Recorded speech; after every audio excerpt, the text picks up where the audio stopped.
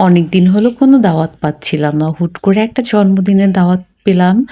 তো ছিল হিন্দু ধর্মের আরকি বার্থডে জন্মদিন। যেহেতু সম্পর্কটা এত ভালো ছিল না, গিয়েও কোনো উপায় ছিল না। তারপর আমি এখানে ২ টা ড্রেস বের করে নিলাম যে কোনটা পরবো। এটা নরমাল একদম নরমাল টপস আর হলো 3 পিস জিন্স দিয়ে নরমাল টপস পরবো না, এই যে 3 পিসটা পরবো। সেটাই ভাবতেছিলাম। হ্যালো এভরিওয়ান, আসসালামু আলাইকুম। গুড লাইফ থেকে আমি সাথী নতুন আরেকটা ব্লগ নিয়ে চলে এসেছি। তো আমি টপস আর জিন্সটাই পরে নিলাম। ওর বাবা বলল যে, "বেশি গর্জিয়াস কোনো কিছু পরার দরকার নেই।" আর আমার কাছে অত গর্জিয়াস জিনিস আর কি পছন্দ না। আমি সবসময় সিম্পল থাকারই চেষ্টা করি। যাই হোক, এই যে পরে নিলাম, কিন্তু অনেক মোটা লাগছে। এতটা মোটা কিন্তু আসলে আমি না, কিন্তু দেখতে অনেকটা মোটা লাগছিল। আর এখানে এই যে জ্যাকেট পরে নিচ্ছিলাম। তো এই যে রেডি হয়ে নিলাম। আর এখানে হিমকে রেডি করলাম, জুনানকে। জুনান আমার কোলে ছিল। সেজন্য আসলে আস্তে, আস্তে করে হাঁটতেছিলাম যাতে করে পড়ে না যাই। জুনান কেবল ঘুম থেকে উঠেছিল আর বার্থডেটা ছিল রাতে। তো আমরা বেরিয়ে পড়লাম। এই যে বাইকে করে যাচ্ছিলাম। তো ওই শীতের ভিতর ভালোই লাগতেছিল বাইকে করে যেতে। বাতাস লাগতেছে, ঠান্ডা লাগতেছে, সব মিলে খুব ভালোই লাগতেছিল। তো চলে আসলাম, এসেই শুরু হলো এখানে নাচ। তো সবাই মিলে অনেক মজা করে নাচতেছিল। আমি তো নাচতে পারি না, তাই আমি দাঁড়িয়ে, দাঁড়িয়ে ভিডিও করতেছিলাম।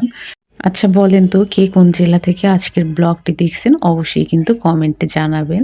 সবাই অনেক মজা করে নাচতেছিল। আর কি বিশেষ করে বার্থডের মা, সে তো আর কি চমৎকার নাচ নাচতেছিল। আমি তো দেখে অবাক। কারণ আমি নাচ এই বিষয়ে আমি খুবই আর কি দুর্বল। আমি পারি না। এই যে হিজাব পরে কত সুন্দর করে আপু নাচতেছিল। বাহ!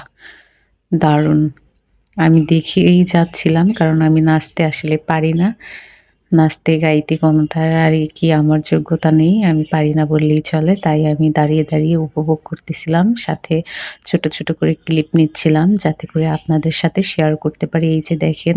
আচ্ছা বলেন তো এখানে কি গানে নাচতেছিল? দেখি তো আপনারা পারেন কিনা বলতে? যদি পারেন অবশ্যই কমেন্ট করে জানাবেন এখানে কি গানে নাচতেছিল।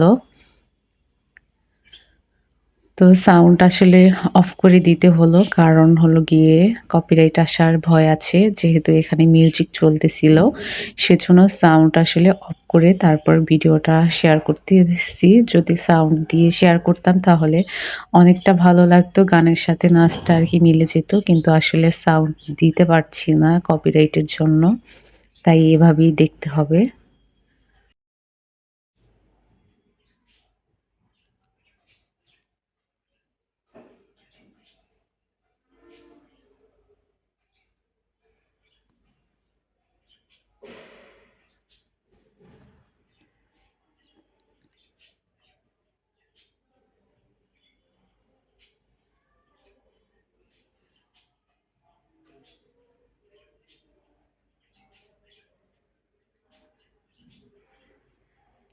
বোবাটাই দেখতে হচ্ছে কারণ এতগুলো ভয়েস হতে দিতে পারছি না।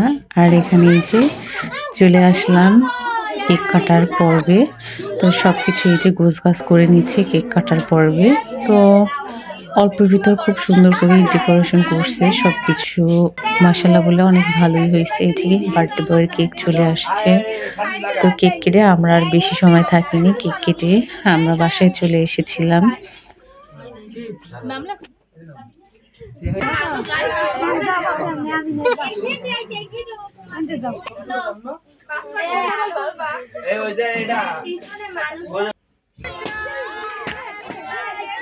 এবার এই যে কেক কাটা হচ্ছে।